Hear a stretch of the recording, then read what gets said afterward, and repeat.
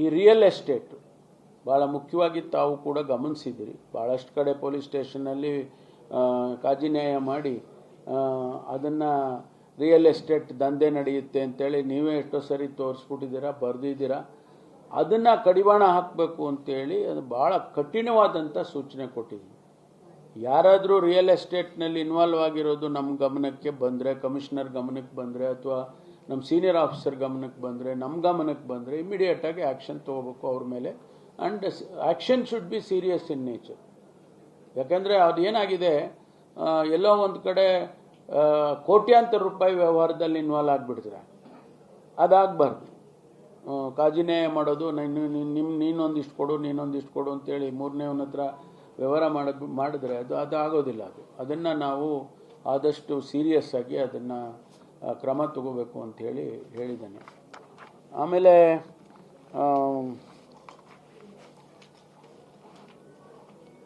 ಪೊಲೀಸ್ನವರು ಒಂದು ಪರ್ಸೆಪ್ಷನ್ ಇದೆ ಪೊಲೀಸ್ನವ್ರ ಮೇಲೆ. ಅವರು ಸ್ವಲ್ಪ ಪೊಲೀಸ್ನವರು ಟಫು ಅಥವಾ ಏನೇನೋ ಅಬ್ಜೆಕ್ಟಿವ್ಸ್ ಹೇಳ್ತಾರೆ. ಅದೆಲ್ಲ ನಾನು ಹೇಳಕ್ಕೆ ಹೋಗಲ್ಲ. ಅದಕ್ಕೆ ಪೊಲೀಸ್ನವರು ಸಾರ್ವಜನಿಕರ ಜೊತೆಯಲ್ಲಿ ಹೇಗಿರಬೇಕು, ಫ್ರೆಂಡ್ಲಿ ಪೊಲೀಸ್ ಇರಬೇಕು ಅಂತ. ಅದಕ್ಕೆ ನಾವು ಒಂದು ಕ್ರಮ ಹೊಸದಾಗಿ ಇಡೀ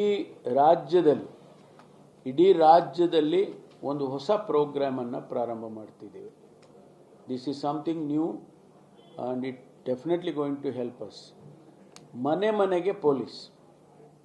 ದ ಟೈಟಲ್ ಈಸ್ ಮನೆ ಮನೆಗೆ ಪೊಲೀಸ್. ಮನೆ ಮನೆಗೆ ಪೊಲೀಸ್ ಯಾಕೆ ಹೋಗ್ತಾರೆ ಅಂದರೆ, ಮನೆಗೆ ಹೋಗ್ತಾರೆ, ಪೊಲೀಸಿಂದ ಬಂದಿದ್ದೀವಿ ನಾವು, ಹೆಚ್ಚು ಕಡಿಮೆ ಗೊತ್ತಿರೋದು ಜುರಿಸ್ಟಿಕ್ಷನಲ್ ಪೊಲೀಸ್ ಅಲ್ವಾ.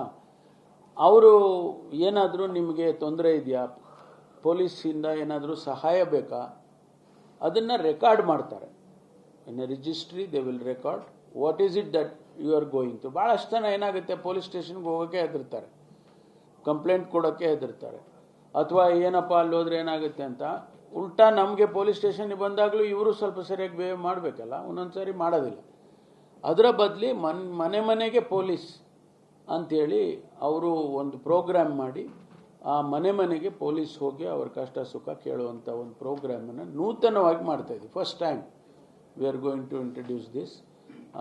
ಇದನ್ನು ಇಡೀ ರಾಜ್ಯವ್ಯಾಪಿ ಮಾಡ್ತೀವಿ, ನಾಟ್ ಜಸ್ಟ್ ಇಲ್ಲಿಗಷ್ಟೇ ಅಲ್ಲ, ಇಡೀ ಸಿಟಿಗಷ್ಟೇ ಅಲ್ಲ, ಎಲ್ಲ ಕಡೆಗೂ ಮಾಡ್ತಕ್ಕಂಥ ತೀರ್ಮಾನ ನಮ್ಮ ಡಿ ಜಿ ಅವರು ಅದನ್ನು ಇಡೀ ರಾಜ್ಯಕ್ಕೆ ತೊಗೊಂಡು ಹೋಗುವಂಥದ್ದನ್ನು ಮಾಡಿದ್ದೇವೆ.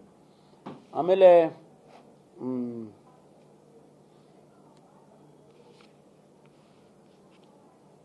ಶಾಲಾ ಕಾಲೇಜುಗಳಿಗೆ ವಿಸಿಟ್ ಮಾಡ್ತಕ್ಕಂಥದ್ದು ಈಗಾಗಲೇ ಪ್ರಾರಂಭ ಮಾಡಿದ್ದಾರೆ. ಪ್ರತಿ ತಿಂಗಳ ಪೇರೆಂಟ್ ಮೀಟಿಂಗ್ ಆಗುತ್ತೆ ಶಾಲೆಗಳಲ್ಲಿ. ಆ ಸಂದರ್ಭದಲ್ಲಿ ಕೂಡ ಒಬ್ಬ ಪೊಲೀಸ್ ಆಫೀಸರ್ ಇರಬೇಕು ಆ ಮೀಟಿಂಗ್ಗಳಲ್ಲಿ. ಯಾಕೆಂದರೆ ಡ್ರಗ್ಸಿನ ಬಗ್ಗೆ, ಟ್ರಾಫಿಕ್ ಸೆನ್ಸ್ ಬಗ್ಗೆ, ಇನ್ನೂ ಕೆಲವು ಕಾನೂನಿನ ಬಗ್ಗೆ ಆ ಅರಿವು ಮೂಡಿಸ್ತಕ್ಕಂಥ ಪ್ರಯತ್ನ ಪೊಲೀಸಿಂದ ಆಗಬೇಕು ಅಂತ. ಅದನ್ನು ನಾವು ಚಿಕ್ಕಂದಿನಲ್ಲೇ ಮಕ್ಕಳಿಗೆ ಅದನ್ನು ಹೇಳಿದರೆ ಅವ್ರ ತಲೆನಲ್ಲಿ ಕೂತ್ಕೊಳ್ಳುತ್ತೆ. ಪೊಲೀಸಪ್ಪ ಬಂದಿದ್ದರು, ಹಿಂಗೆ ಹೇಳಿದರು ಅಂತ ತಲೆನಲ್ಲಿ ಕೂತ್ಕೊಳ್ಳುತ್ತೆ. ಅದಕ್ಕೆ ಅದು ಒಂದು ತೀರ್ಮಾನವನ್ನು ತಗೊಂಡಿದ್ದೀವಿ. ಒಟ್ಟಾರೆ ಬೆಂಗಳೂರು ಪೊಲೀಸು ಅವರ ಪ್ರೆಸೆನ್ಸ್ ಜಾಸ್ತಿ ಆಗಬೇಕು ಅಂತ. ಅಂದರೆ ಬೀಟ್ ಮಾಡ್ತಾರಲ್ಲ, ಆ ಬೀಟ್ ಜಾಸ್ತಿ ಆಗಬೇಕು. ಪೊಲೀಸ್ ಕಾಣಿಸ್ಬೇಕಲ್ಲ, ಇವರೆಲ್ಲ ಒಂದು ಮೂಲೆಯಲ್ಲಿ ಕೂತ್ಕೊಂಡ್ಬಿಟ್ರೆ ಕಾಣಿಸೋದಿಲ್ಲ. ಅದಕ್ಕೆ ಅವರಿಗೆ ಆದಂಥ ನೆಟ್ವರ್ಕು, ನಾವು ಈಗ ವೆಹಿಕಲ್ಸ್ ಏನು ಹೊಯ್ಸಳ ಕೊಟ್ಟಿದ್ದೀವಿ, ಅದನ್ನು ಕಂಟ್ರೋಲ್ ರೂಮ್ನಲ್ಲಿ ಮಾನಿಟರ್ ಮಾಡುವಂಥದ್ದು one of the best system we have.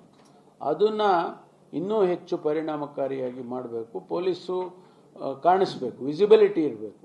ಅದ್ರ ಬಗ್ಗೆನೂ ಕೂಡ ಸೂಚನೆಯನ್ನು ಕೊಟ್ಟಿದ್ದೀವಿ. ಮೇನ್ ಮತ್ತೊಂದು ಪಾಯಿಂಟ್ ಏನು ಅಂತ ಹೇಳಿದ್ರೆ, ಈ ಕರಪ್ಷನ್ ಬಗ್ಗೆ ಭಾಳಷ್ಟು ಮಾತಾಡ್ತಾರೆ ಹೊರಗಡೆ. ಅದ್ರ ಬಗ್ಗೆನೂ ಕೂಡ ನಾನು ಭಾಳ ಕಠಿಣವಾದಂಥ ಸೂಚನೆಯನ್ನು ಕೊಟ್ಟಿದ್ದೇನೆ. ಪೊಲೀಸ್ ಸ್ಟೇಷನಲ್ಲಾಗಲಿ ಅಥವಾ ಹೊರಗಡೆ ಆಗಲಿ ನೀವು ಈ ಕರಪ್ಷನ್ ಬಗ್ಗೆ ಭಾಳ ಎಚ್ಚರಿಕೆಯಿಂದ ಇರಬೇಕು ಅಂಥೇಳಿ ಈಗಾಗಲೇ ತಿಳಿಸಿದ್ದೇವೆ. ಬಟ್ ಮತ್ತೊಂದು ಸಾರಿ ಪುನರುಚ್ಚಾರ ಮಾಡಿ ಅವ್ರಿಗೆ ತಲೆಗೆ ಹೋಗೋ ರೀತಿಯಲ್ಲಿ ಹೇಳಿದ್ದೇನೆ. ಏಕೆಂದರೆ ಇವರೆಲ್ಲ senior officers, assistant commissioner and above ಬಂದಿರೋದು. ಅವರಿಗೆ ನಾವು ಹೇಳಿದರೆ ಅವರು ತೊಗೊಂಡೋಗಿ ವಾಪಸ್ಸು ಅವರ ಕೆಳಗಿನ ಅಧಿಕಾರಿಗಳಿಗೆ ಹೇಳ್ತಾರೆ ಅಂತಕ್ಕಂಥದ್ದು. ಇಷ್ಟು ಮೇಜರ್ ವಿಚಾರಗಳನ್ನು ತಮ್ಮ ಗಮನಕ್ಕೆ ತಂದಿದ್ದೇನೆ.